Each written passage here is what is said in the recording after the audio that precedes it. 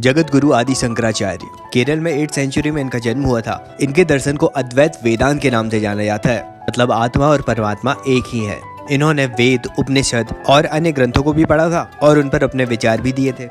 इनके कुछ इंपॉर्टेंट की वर्क्स हैं ब्रह्म सूत्र, जिसे भाष्य भी कहा जाता है, भज गोविंद श्रोतम, निर्वाण सतकाम और प्राकरण ग्रंथ। ये सामाजिक समानता को प्रमोट करते थे। कास्ट बेस्ड डिस्क्रिमिनेशन या छुआछूत को हटाने की बात कही थी इन्होंने। सोशल रिफॉर्मर थे।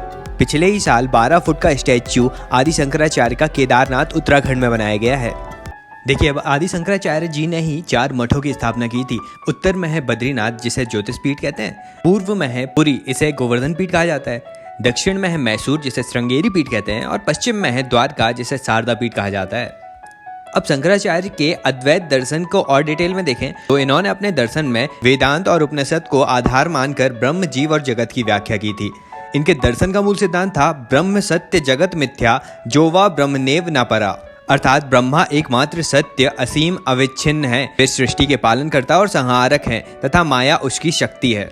मतलब एक ब्रह्म की बात की, तथा इन्होंने आत्मा को ब्रह्म का पर्याय बताया है। इन्होंने कहा था कि परम तत्व आंतरिक रूप से तो आत्मा है, लेकिन बाह्य रूप से ब्रह्म ही है। देखिए, जब आत्मा अविद्या से वशीभूत होती है ना, जब आत्मा को ज्ञान नहीं होता तो वह स्वयं को ब्रह्म से पृथक कर लेती है, पृथक मान लेती है। इसे ही बंधन कहा जाता है।